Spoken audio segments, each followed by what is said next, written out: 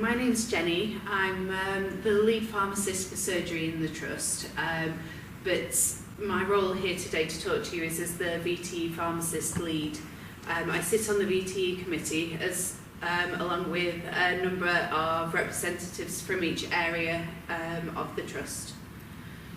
I'm going to talk about the clinical consequences of avoidable VTE, the financial consequences, complaints, costs to the Trust, the Trust reputation and more, the cost of upsetting the CQC and the cost of upsetting the CCGs, all through avoidable VTEs.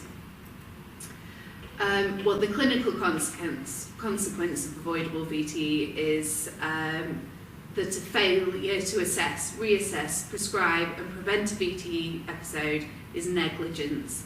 It's each and every one of us responsibility to ensure that each patient has correct processes put in place to prevent them from having a VTE. There was a report done in April 2018 that actually showed how we are performing as a Trust. These are the results for a VTE assessment within 24 hours.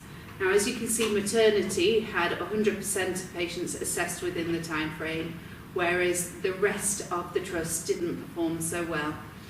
Now, this is whether a patient has had an actual VTE assessment taken place within 24 hours, not whether they've had dalteparin prescribed or not, but whether they have actually had a documented 24 risk assessment done within 24 hours of admission.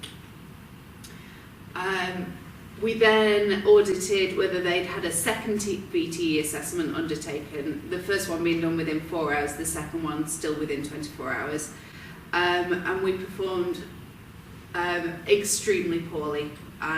So there is a definite need for work to be done. Scheduled care having 24% of patients, and unscheduled care having 27% of patients having a second VTE documented within their notes. So the VTE committee can't do your job for you. We can put the processes in place, the procedures in place, but we can't perform these VTE assessments for you, and we can't take responsibility for them not being done.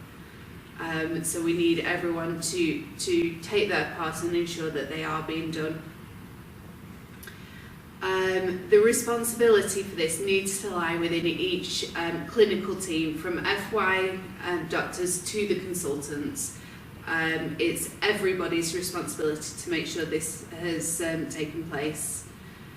If you're responsible for the patient, you're also responsible for if they can contract any hospital attributable VTE.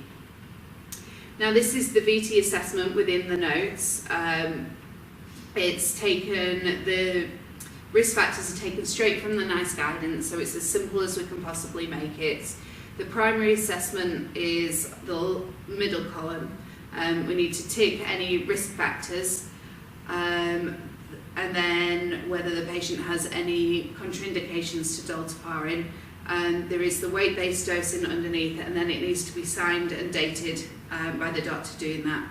The secondary assessment is the second column. This needs to be done within 24 hours of admission. So the primary should happen on clerking the patient. The secondary assessment ideally should happen on post-date ward round.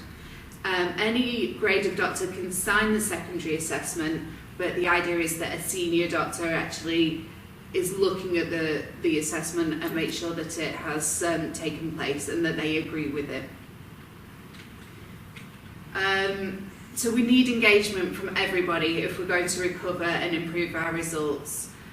We're asking for a named champion in every department, and we need each department to undertake an audit internally to see where they are as a matter of urgency, so by September 2018.